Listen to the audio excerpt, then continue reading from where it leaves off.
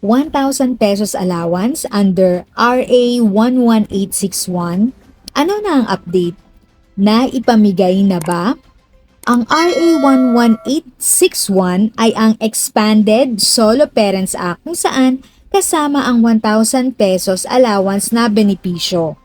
Atin pong panoorin ang naging pahayag ni Representative Erwin Tulfo tungkol dito.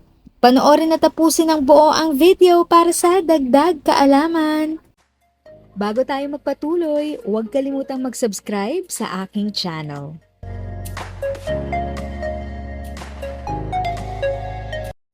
Thank you sa pag-click ng aking video. Good day po sa lahat ng mga nanonood. Sa mga bagong viewers at napadaan lang, by the way, I'm Tita Eda. Welcome to my channel.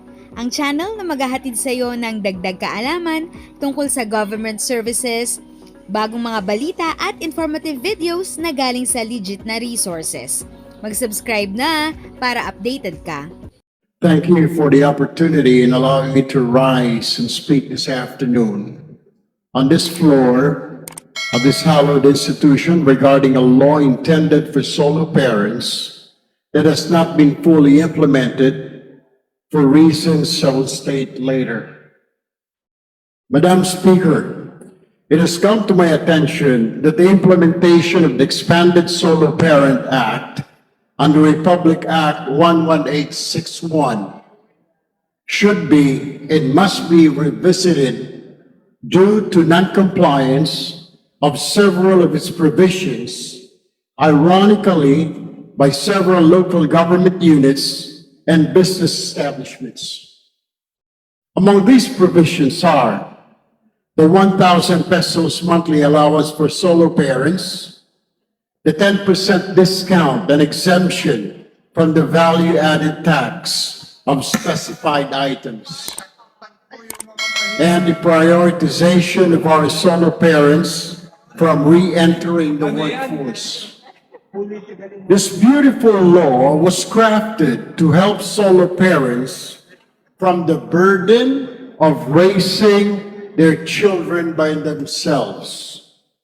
However, what good will it take?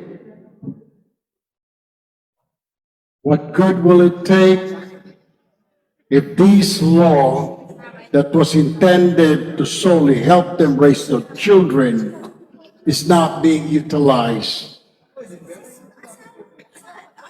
Kaya tinatawagan po natin ang ating mga kasamahan na muling silipin ang batas na ito.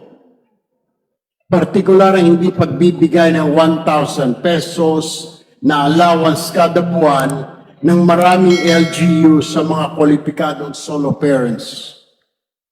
Ang dahilan po na sinasabi ay wala po silang pondo o pagkukunan dahil mahirap po ang bayan nila, lalo pat sila ay nabibilang sa 5th o 6th class municipalities. Saan nga ba kukunin nila ang nasabing pondo? Likewise, I would like to call the attention of the Department of Trade and Industry to make sure that the discounts for solo parents must be given by business establishments nationwide.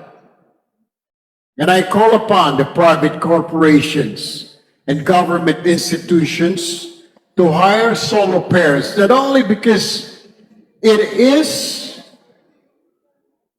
stated in the law, but as Filipinos helping a Filipino solo parent to raise his or her children or child single-handedly.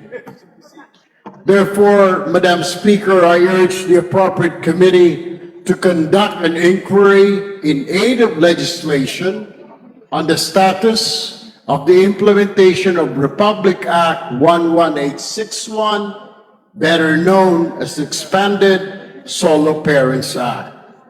Thank you, Madam Speaker.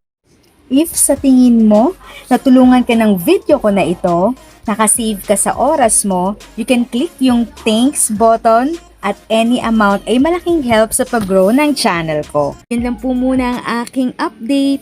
Sana ay nakatulong na dagdag kaalaman ang aking shinare today. Ang goal ng aking channel ay mag-create ng awareness. Kung ganitong mga topic ang gusto mo, panoorin mo ang mga videos ko na ito.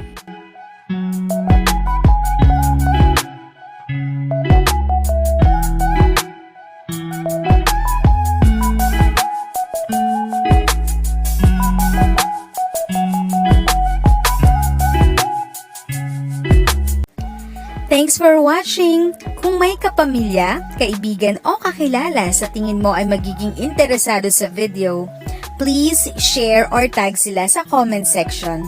At syempre, if nagustuhan mo ang video, i-like mo na ito at subscribe ka na din. As always, feel free to write your questions, comments, and opinions respectfully. And continue to be a blessing and stay safe!